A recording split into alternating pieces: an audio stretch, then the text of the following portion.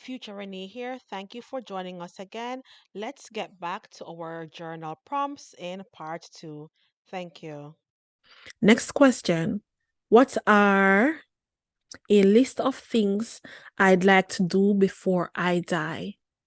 What are a list of things I'd like to do before I die? Like a bucket list. What are a list of things I'd like to do before I die? Ideally, what is on your bucket list? For me, I want to go to Africa. I want to be among the lions, the giraffe. I want it. I want it. Lord, I want it. I want to be in the wild. I want to experience that part of life where I'm just lost in nature with wildlife. And I oftentimes say to my family, this is going to sound awful, by the way. If that is how I leave this earth, it means I've lived. God forbid one of those lions should pull me away. But it means I have lived a full and beautiful life. I want to go to Africa. Next question. If I continue doing what I am doing now, where will I be in 5 years? If I continue to do what I'm doing now, where will I be in 5 years? Will you be happy with who you are? Will you be not so happy with who you are if you continue to do what you're doing now? Take a pause and answer that question. Next question. If given the opportunity, what would I tell my future self? If given the opportunity, what would I tell my future self? That question, you may have to just sit with it and do some self-reflecting because that requires you to think about your past, your present, and your future. So if given an opportunity, what would I tell my future self? The next series of questions is questions for my today. Questions for my today. Or questions I'd ask myself today. So that can be your subheading, questions I'd ask myself today. First question under that subheading. How do I feel when I first wake up in the morning or in the afternoon, whenever you wake up? Some people have, overnight shifts. So how do I feel when I first wake up? How do I feel when I first wake up? Do I feel joyful? Do I feel sadness? Do I feel optimistic? Do I feel tearful? Do I feel peaceful? Am I ready to conquer the world? Am I ready to face the world? And that's a tough one. How do you feel when you wake up? Do you feel like, yes, I get to face the world today? Yes, I get to conquer the world today. Or do you feel like crying? Do you feel joy? Do you feel sadness? Right? Do you feel optimistic? Like I can crush my goals today. And the truth is, not every day you'll have the same feeling, but on an average, how do you feel when you wake up? Next question. How do I spend my free time? Ask yourself that question. How do I spend my free time? Would you change how you spend your free time? Or would you continue to spending your free time how you do it now? How do you spend your free time? And would you change that? Next question. List 3 things that are the most important for you right now? List 3 things. What are the 3 most important things to me right now in this moment on this beautiful day? What are the 3 most important things to me right now, this very moment? I'm not going to give you any prompts on that because I do not want to influence your answer on that. I want you to think about that. What are the 3 most important things to you right now? Next question. What season in life am I in right now? What season in life am I in right now? Am I in a dormant season? We call that fall, or fall, winter. Or am I in a season where I'm flourishing? That's spring and summer. And I'm happy, I'm gleeful, I'm flourishing. It is important to know your seasons because you can get frustrated, aggravated, or you can understand, you know what? I am in a season of where I'm dormant, or I'm in a season where I need to be putting in the work in terms of planting seeds so that I'm able to reap them. I'm in a season where I am reaping. And if you don't understand your season, you can get aggravated and frustrated very easily. So ask yourself that question: what season am I in right now? Next question. What would bring me joy this week, this month, this year? What would bring me joy? That's an interesting question, hey? And you can feel free to write that down. Remember, I said joy. What would, fuel my joy bucket? Hi. The next series of questions will be questions about past me. Questions about past me. Question number 1 under that subheading: what are my best moments thus far? What are my best moments thus far? And I can tell you right off the bat, while I loved getting married, my wedding day was just absolutely beautiful. I think, and this is going to sound bad depending on who you are, what trumps my wedding day was the birth of both my children, 7.5 years apart. And every time I talk about it, it makes me chuckle. Quick story with Asenath, I was in 26 hours of labor. 26. And oh my God, it was painful. But she started crowning and I was not dilated. She started, crowning and I was maybe 2 centimeters dilated. And a nurse passed and she said, the nurse just, I had her in Jamaica, by the way, university hospital. And she looked at me odd. She's like, no, she's in too much pain. I kid you not. This is labor. So I don't know what it is that she saw. She's in too much pain. And she came and she did her checks, right? And she's like, okay, she's not dilating and the baby's head is there. So they told the doctor and the doctor did the swoop. Girl, that was painful.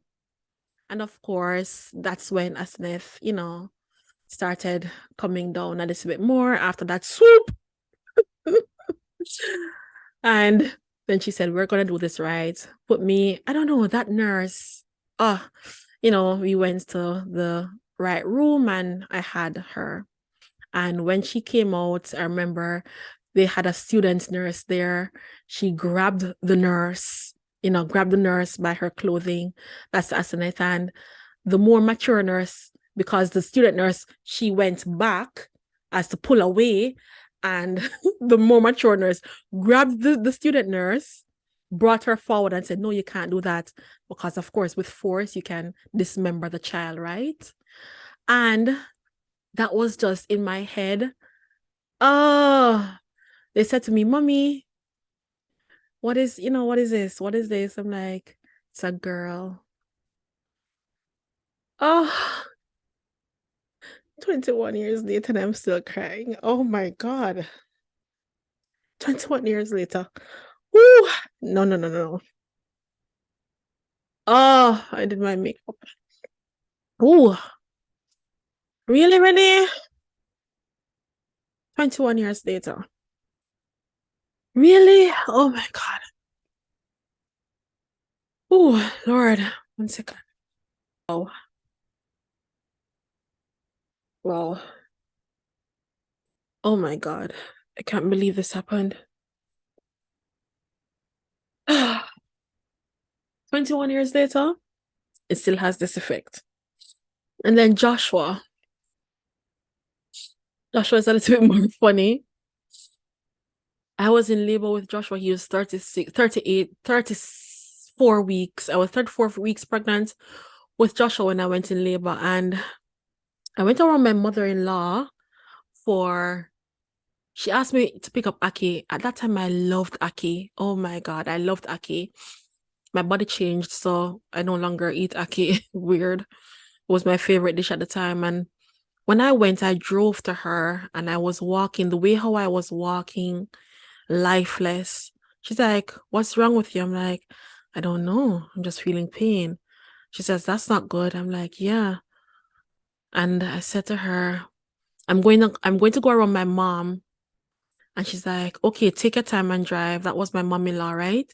And I said, "Okay, I will." So I got to my mom and my mom is like, "What's wrong?" I'm like, "I'm feeling pain, in my belly. I'm feeling pain." My mom is like, "That's not good." And I'm like, "Really?" And then when I got to my mom, I started throwing up. She's like, "Okay, that's not good." So she called Marlon, and that's my husband, and we went to the hospital.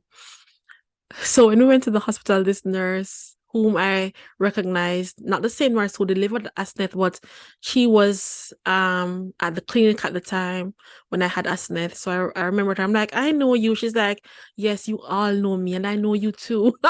She's like, "I know everybody who comes around here or comes through the labor and delivery." And then she's like, "So what's going on?" I'm like, um, "I'm in pain, but I don't think I'm in labor." She looked at me and she's like, "Okay, let's see." Put me on the machine. Sure enough, the machine said I was in labor. She's like, "Well, Renee, the machine says you're in labor." I'm like, "No, no, no, no, no, no, no. No, no, no. Maybe the machine is wrong." She's like, "Renee, the machine is not wrong."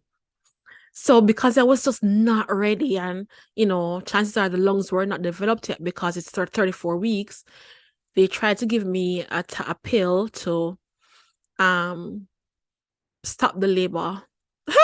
That was on the 13th of August 2009. On the 14th of August 2009, bright and early, 6 a.m., Joshua, I had to go to labor and delivery for a cesarean because this child is like, no pill is going to stop me. Take that however you will. Nothing is going to stop me. I'm coming in this world today. Today. And that's again the doctors that I got in, for my cesarean, they were all under 30 years old and they were just amazing. Listening to them, they were like, I think they were actually, over what, maybe 24 hours or plus, delivery room and tired, and they had to do things to keep themselves awake and talking to me. And the anesthesiologist, he was just in my ear and holding me and just talking to me, and I'm like, wow, it was just a beautiful team. So that for me, that was long. Excuse me, I know I got a little bit teary. um what are Ask yourself this question: what are my best moments thus far? Next question: what is the bravest thing I've ever done? What is the bravest thing I've ever done? Next question: what is the most spontaneous thing I've ever done? And how did that make me feel? Ask yourself that question. What is the most spontaneous thing I've ever done? And how did that make me feel? Ask yourself that question and write down the answer. For me, I can tell you it was sexual, it was illegal, and it was outdoors, and I'm still with that young man. Moving on. Oh, many laws were broken. Many laws. Anywho, yes, so that question is, what is the most spontaneous thing I've ever done, and how did that make me feel? Next question. If I could go back in time, what would I have done differently and why? If I could go back in time, what would I have done differently and why? That for me is a very personal question. I know I have maybe one regret in life because I don't believe in regrets. I believe in lessons. But there's this one thing I would have done differently, and I know why. It's too personal to share. Next question. What is the most exciting thing I've experienced? Ask yourself that question. What is the most exciting thing I've experienced? For me, as simple as it sounds, it is Dunn's River Fall in Jamaica. I have gone to Dunn's River every, is it decade? Yeah, every decade in my life, except for my 30s, where I spent my 30s in Canada, right? So in my teens, in my 20s, and then in my 40s. And for me, it is exciting because there's just something about the water and being in the middle of nature, the water, the rocks, the trees, the plants, the smell, me just being surrounded by nature that just takes me away. For me, that is exciting. I also did zip lining, tree trekking with Marlon one year, and that was amazing. But something about Dunn's River, and I'm gonna tell you this. Joshua went to Dunn's River the last time with us. He's 13. And watching him, yo, watching that boy just bond with nature in that way, for me as a parent, was beautiful. I kept saying to my husband and my brother, watch him, but just leave him alone. Watch him, but leave him alone. With every, we were climbing the fall, and for he was just in the moment, and it was just serene for him, it seemed. I left him alone, and he caught a few rocks and a few dips, and he was just there. He wasn't talking to anybody. He's a quiet child normally, but he was just in the moment. And I said to myself, I get it, Joshua. I get it. I said to myself, because I didn't bother him, I get it. So our next set of questions will be the last set. Questions about your accomplishments. So your subheading will be questions about your accomplishments. Questions about your accomplishments. Subheading. First question under that subheading. What motivates or inspires me? What motivates or inspires me? Question number 2 under that subheading. What does success look like for me? Not for the internet, not for my mom, not for my relatives, not for my friends. What does success looks like for me? And it doesn't have to be, you don't have to think about, okay, it can be, but not limited to professional success. It can be success in your family life. It can be success in your profession. It can be success you as a business person, as an entrepreneur. It can be success as an individual. For example, me on my healing journey and just self-awareness for me is successful.